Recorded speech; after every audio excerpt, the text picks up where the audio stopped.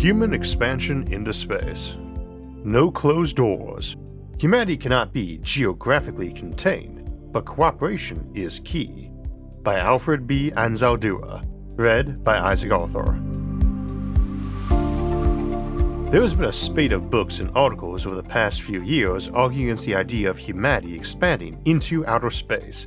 Commonly, the arguments against living and working there fall into the categories of timing, let's fix things on Earth first, or an exposition of medical, financial, and ethical barriers, which purportedly hinder people living and working in space.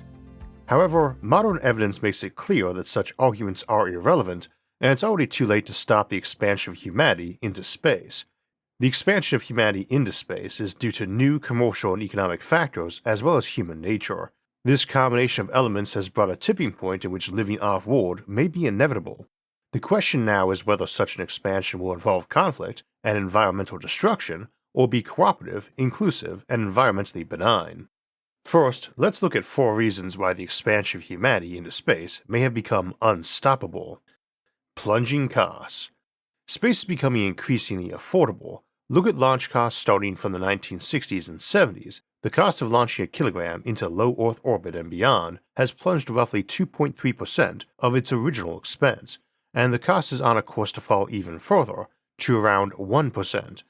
This plunge includes both fabrication costs and the related launch costs, and is mainly due to spacecraft reusability, off-the-shelf parts, miniaturization, and mass production.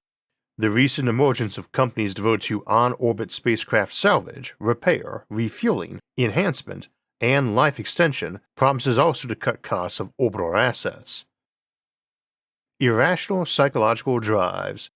Some people are attracted to arduous, risky behaviors, and a subset of these are attracted to arduous and risky exploration or settlement in new environments.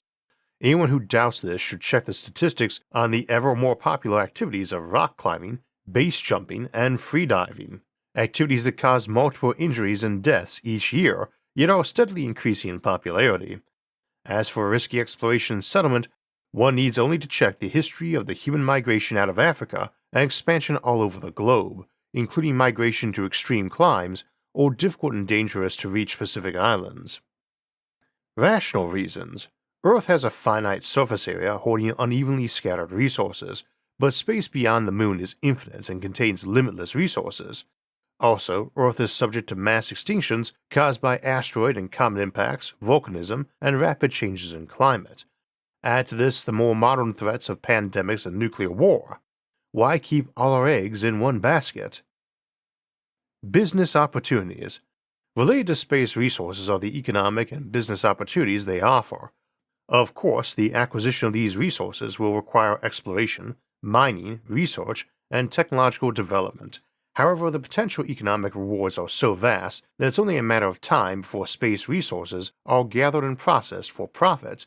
Those who argue that it's not economically feasible to bring space resources back to Earth are missing the point. Ultimately, we will be living in space and using the resources there where they make the most economic sense. Where do we go from here? If we accept, with whatever misgivings, that the expansion of humanity into space is indeed inevitable, where do we go from here? The clear choice is between conflict and environmental destruction on one hand, and cooperative, transparent inclusion on the other.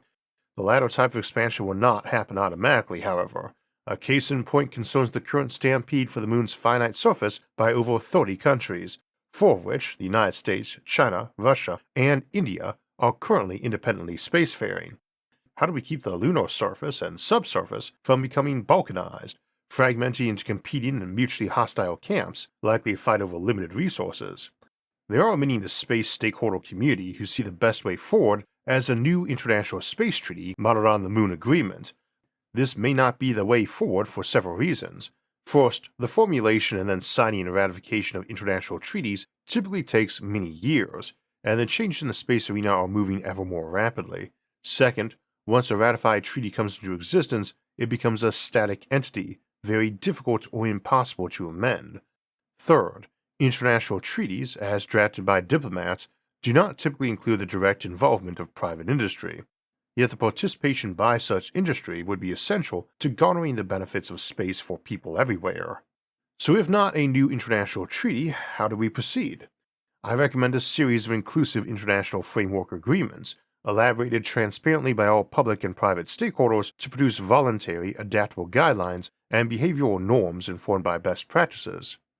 The best practices evolving from such an approach would require the inclusive collaboration by serious space stakeholders, public and private, including all nations, regardless of geopolitical tensions or even past military conflicts.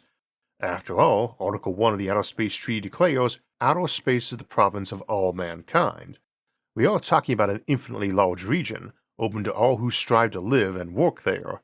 The process may be messy, and there will likely be a lot of angry and reluctant give and take. Can such a process produce behavioral norms and best practices that could evolve into customary international law and eventually be codified by treaty? I think the answer is yes. The future is ours to embrace or befoul. Education, compromise, and cooperation will be the key to a productive and vibrant future for all concerned, and it must start today. And thanks for joining us today. Make sure to like and subscribe to the National Space Society channel for more space articles and content. And don't forget to check out Astra, our quarterly magazine bringing you articles and stories from some of the best minds in space.